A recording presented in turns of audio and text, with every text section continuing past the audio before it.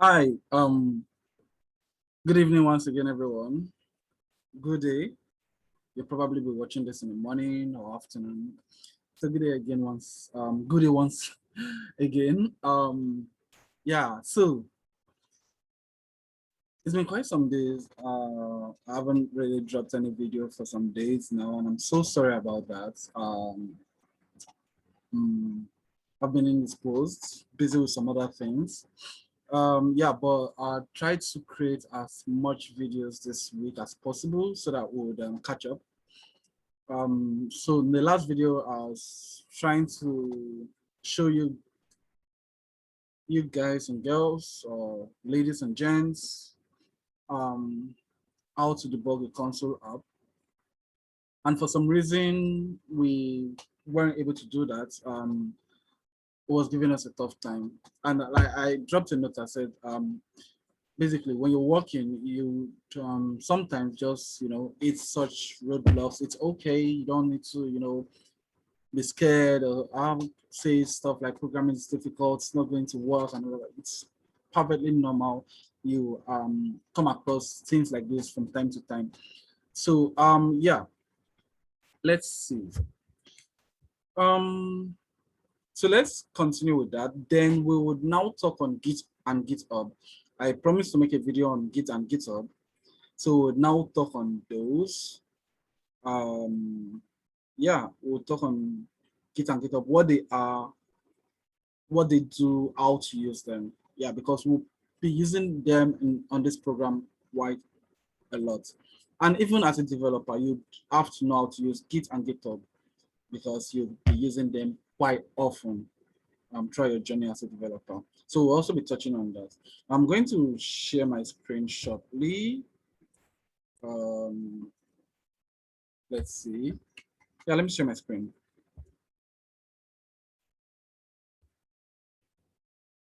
Awesome. So yeah, last video we touched on the first three of these, and then we'll be touching on debugging a C# app, a console app this time. Yeah, so I'll just quickly jump on that one. I'm going to open the app. Yeah, it is. I remember what I said. I said that the first thing you need to do is create a breakpoint. A breakpoint is, okay, I'll explain a breakpoint to you when we're already debugging. You know what it means when you see how it works, right? So I'm going to remove it here. So let me put it here. This would be a perfect place to show what a breakpoint does. So, and then they already deleted all the other stuff the previous time from the previous video. So starting all over again. So I show you how it works from scratch. So you click on this bug-like icon, and it shows you this, and you click on create a launch.json file. And oh, it's not here anymore. There's supposed to be a .NET option. There is supposed to be a .NET option. What's happening? I have to reload this again.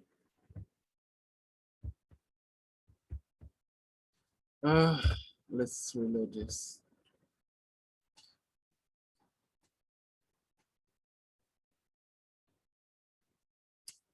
Give me a second for it to come up, and then it's coming up. Click on this. Click on this. Let's see what happens this time. Please give me the .NET option. So still the .NET code. What's happening? Okay, let me just try pulling this up. I'm going to create this. Just try playing this up. .NET clean.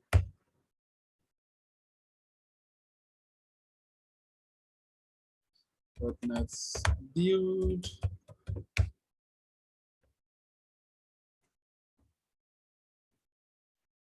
It's going to create bin and obj folders, which you don't have to worry about right now. Yeah, let's see if it's going to now find out that we're using a .NET 5. Still not finding that out. So normally it's supposed to bring up a .NET option and not just .NET Core, because .NET Core stops at .NET Core 3.1, but we're using .NET 5. So it's supposed to bring a debug option for .NET 5, and it's not bringing that up right now. Let's see. Come on, what's happening there? I'm just going to clean this.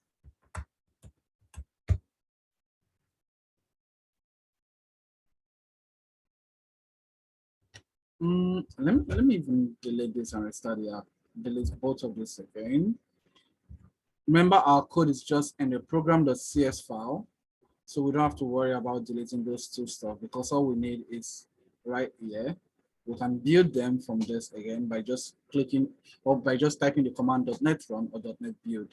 But this time I'm going to reload the screen by pressing Ctrl+Shift+P and clicking on enter to reload this window.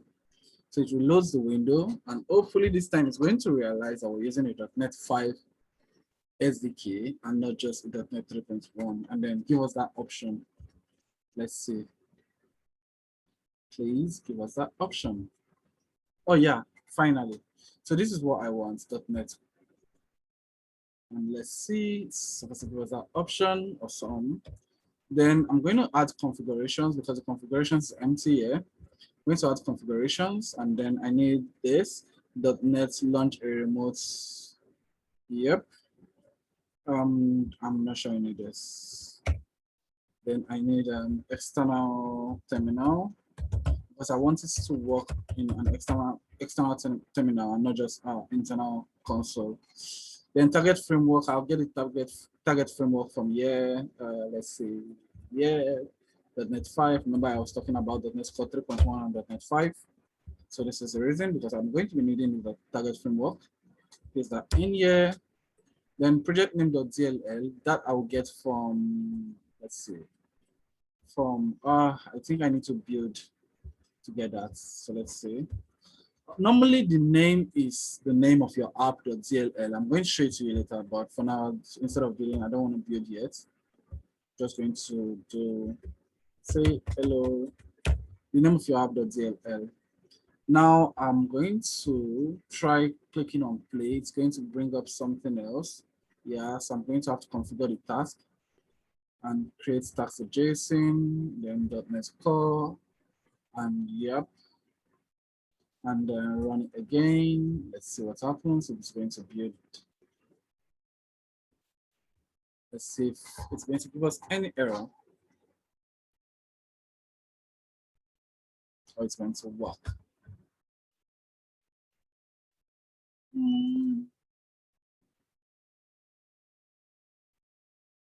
Okay, it's trying to start now. Awesome. It's bringing up our external console. Can you see this now? Can you see this? It's working perfectly.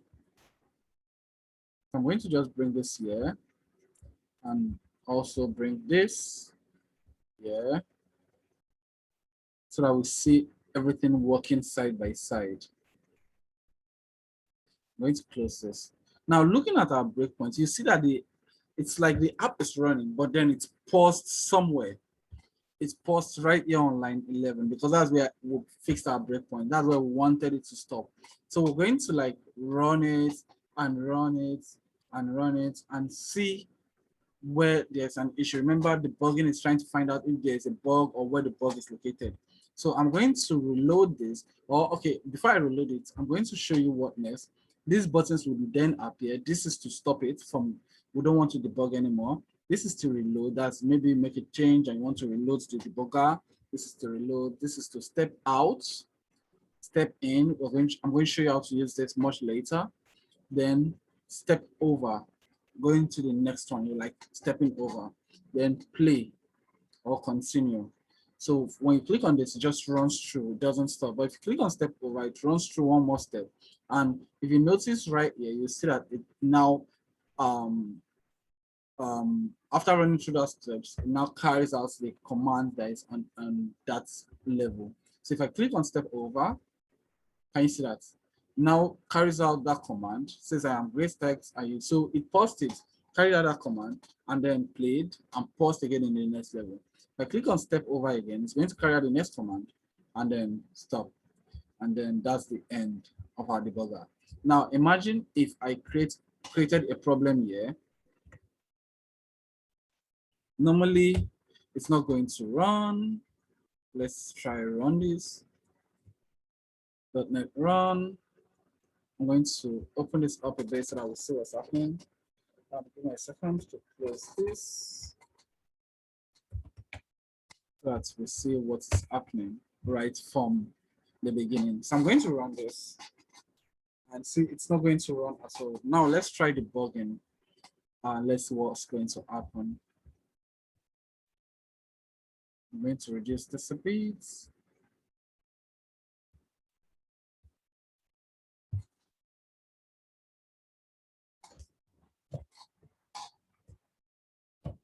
Show errors. Okay, so the debugger just couldn't build, so it just showed us where the error is, and that's another way to use the debugger. It shows you where the error is.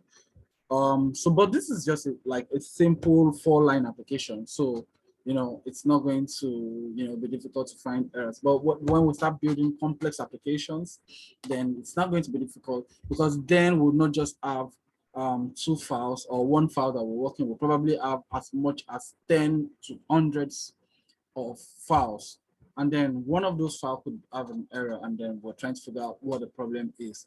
We don't want to be going from line by line. We just create a breakpoint and tell our app run onto that point, and then when you can't, when you get to that point, stop. They want to watch it over and over or line by line to find out where the issue is. That's just a simple way of using a debugger. I'm going to zoom this back out. If you do have any questions, please just comment in the YouTube channel or send it to the Slack channel if you do have any questions on this. All right, I'm going to stop sharing now. All right, awesome. So that's a simple way of using a debugger in a C# console app. Just create the task and the JSON files by clicking on all of those buttons. And then from there on out, you'll be able to use your debugger for even a different app. Or if you add more files, you'll be able to use your debugger on that one. If you create a new file, you could just do the same step for those files. So moving on, before we move on to next item for week 1, we're supposed to be working on week 2 right now, but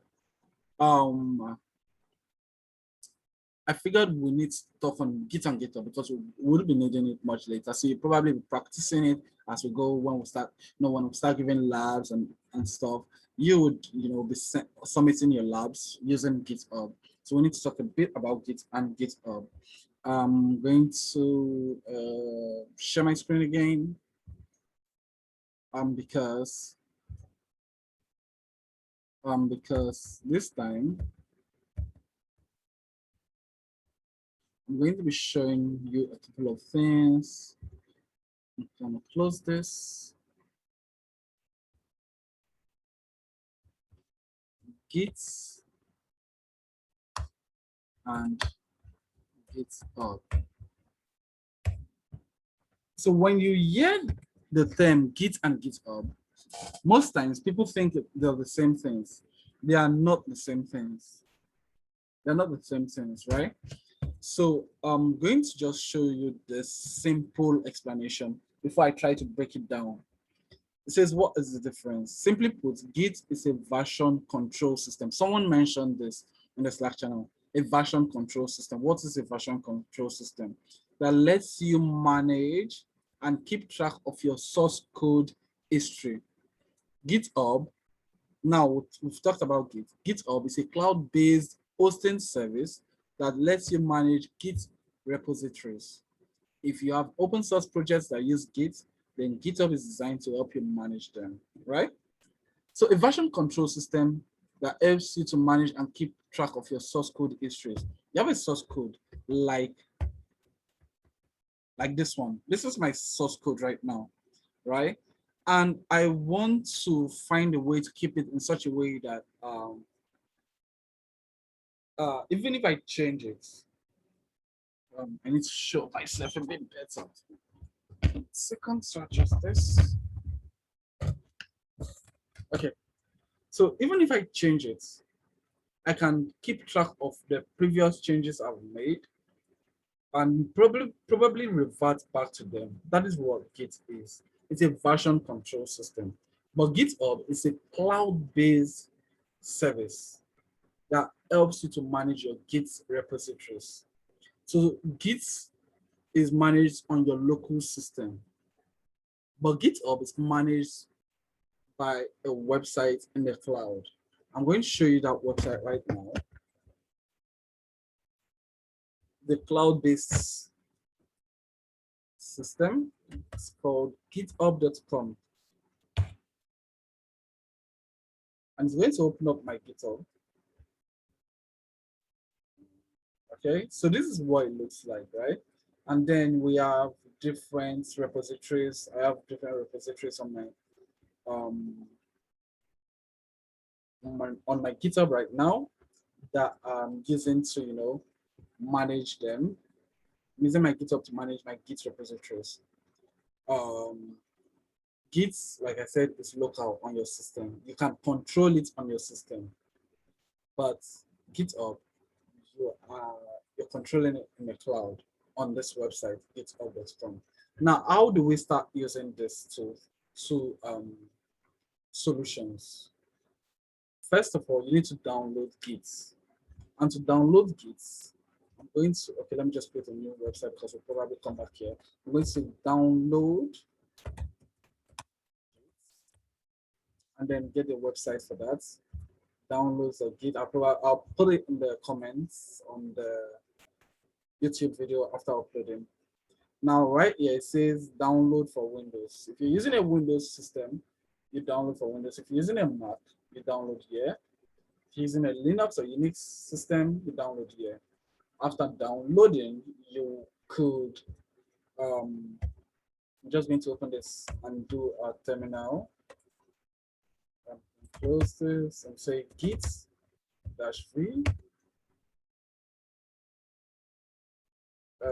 version, git -version. Awesome. Right, so it tells me the version. This means that Git is already installed on my PC. And now I can use Git on this PC. To use Git, I'm talking about the local one on my system. To use Git, there are a couple of commands to type in to be able to use it on my system, right? But I don't want to bore you with all of those details. I'm just going to show you how to use Git on your system and then push it to the cloud where others can be able. I think I saw someone who mentioned collaboration between developers, right? So with GitHub, 5 persons can work on a particular code, right? And then work in sync together without being in the same location. 5 persons in different time zones can work on a particular code without being in the same location, right? So how do I start this? Okay, so I'm going to run through the process of using GitHub by pushing this console app we've already created to GitHub, right? And it is as simple as, I think, 6 steps. So here's my GitHub. After downloading Git, I would want us to, let me take this down here somewhere. Okay. After downloading Git, I want us to create a GitHub account. You go to github.com and then create an account. Let me sign out. No, I wouldn't want to sign out. So just create a GitHub account. When you go to github.com, it tells you how to create a GitHub account. It's very intuitive. Just create a GitHub account, and then you would see a dashboard that looks like this, maybe with less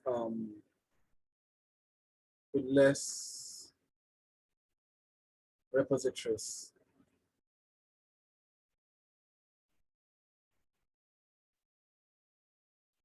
Okay.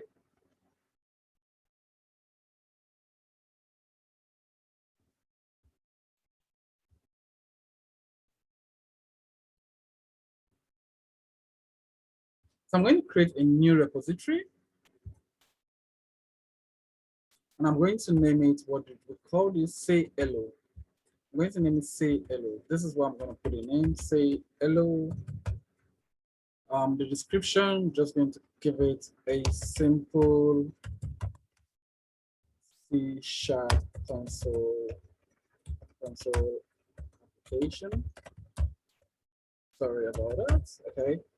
I can make it public for everyone to see. That's what you call an open source project or app or code or source code. You can make it private so that it's only privileged to just you or any other person that you've added to work with you. But I'm going to make this public. Then I can add a readme, I can add a git ignore file, which I'm going to explain what that is later. And I can also add a license. But for now, I'm not going to add any of those. I'm just going to click on create repository, and it's just going to show me how to push my code that I've just created up here. So right now, if I click on code, I don't have any code here, whereas this is the code I want to push up there. Just this. I want to push this up there. So if you look at this command, it's saying, first of all, create a readme file. A readme file is like a document that says, okay, read me first before jumping into the app. Most developers use this to give instructions as to how to use their app. So it says create a readme app and then type in hello, say hello into the readme app, which is the first thing I want to do. We'll copy this and then close out of this. When I click on enter, if you notice here, you'll see that a readme.md file is created right here, and then say hello is written right in it. Exactly what was done here. That's the first step. Second step is git init, which is to initialize Git for this application. You probably won't see what happened because normally it's hidden to the average PC user, because Git does not want us to tamper with its file, right? So it's hidden. But then you could find it, which I wouldn't want to dive into right now. You could find it. So then the next thing is now git add readme, but I'm not going to do git add readme because it's saying just add the readme file to the Git that we've just initialized, right? So it says it's empty right now, but git add readme, no, I don't want to do that. Instead, I'm going to do git add dot, but I also don't want to do git add dot because I just want to push this three. I don't want to push. Okay, I just want to push this 4. I do not want to push bin and obj. So to do that, I first of all need to initialize, sorry about that, a git ignore file. So I'm going to do .NET new to find out how to initialize a git ignore file, which I'm going to explain shortly what that is. Git ignore should be right here. Git ignore. So this is what I need. And I'm going to close this. .NET new, git ignore. We're going to create a git ignore file. Exactly. And right here in the file, you'd see that it's written, a lot of things are written. So, and like the name, it says ignore some files from the Git repository. And these are the files that it wants to ignore. But the one I'm particular about right now is bin and obj. It's saying ignore the obj file here, which is this, and then bin. Bin should be somewhere here. Let's see. I don't know if I can find it. It's somewhere here, but I wouldn't want to waste time into looking for it. So we're just going to continue with what we're doing. And this time I can now type in what I wanted to, which is git add dot. Dot means add everything in the file that is new, that is not in the previous history. Right? Then the next thing is git commit /m first commits. So the first commit is a commit message that we can use to track. This is a commit message. And this is a command, git commit -m first commits. And then it's going to commit the files that we've added. And if you notice, great, they are no longer green because now we can track them. They are already in the Git file, in the local Git file, remember, not in the cloud. Because if I reload this page, nothing has happened yet. Can you see that? Now I need to create a branch.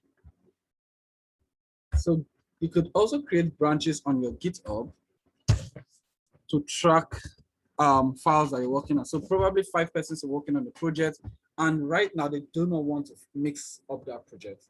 You could create different branches that they would be working on. I could be working on the main branch, you could be working in the front end branch, someone else could be working in the back end branch, and then everybody keeps working that way.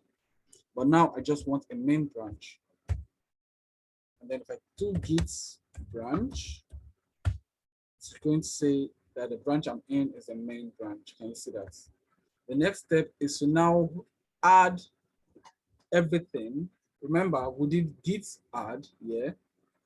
But now we want to add to the online or the cloud-based one. So instead of just saying git add, we're saying git remote because it's not within us, it's somewhere else. Git remote add origin, which means to the wherever I'm sending it to, which is this URL. Yeah. So yeah, I'm just going to copy all of this and click on enter. But before I click on enter, let me just show you one more time. Git remote add origin, and then this is the URL. And this URL is the URL of the repository that I created. If you notice here, github.com, very /say hello. github.com, very /say hello.git, which is a extension. Now I'm just going to click enter, and then it would have added it to the remote Git repository.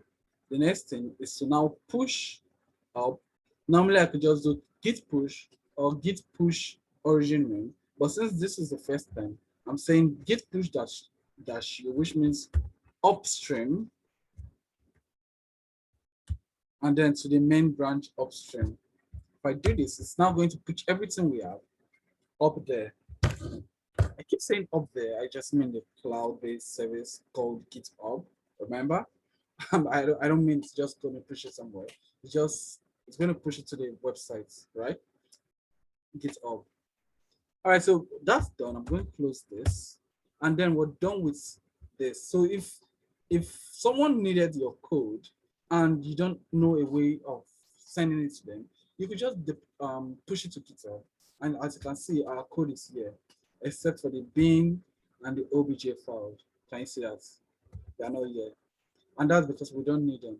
We're always going to build them every time we want to, run our application. And then look at the README file. That's what's here.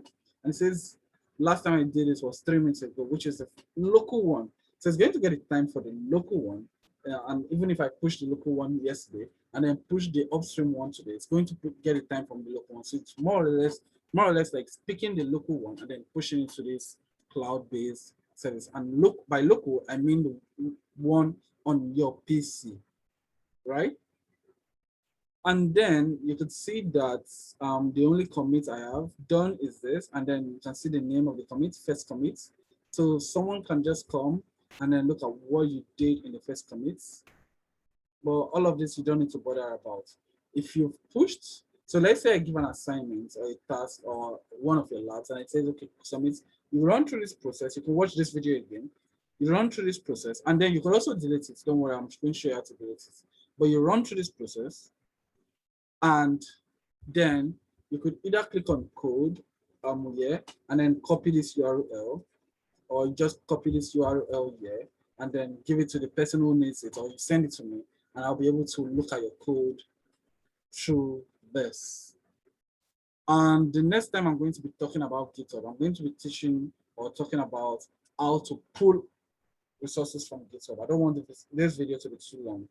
Next, I'm going to be talking about how to pull resources from GitHub. So if you send it to me, how do I get it out? Or is there a download option or whatever? I'm going to show that in the next couple of videos. But next time, I'm going to try to complete the week 1 series also. All right, thank you very much, everyone, for listening. If you do have any questions, please send me a message, either in the Slack channel or comments on the YouTube video. All right, bye.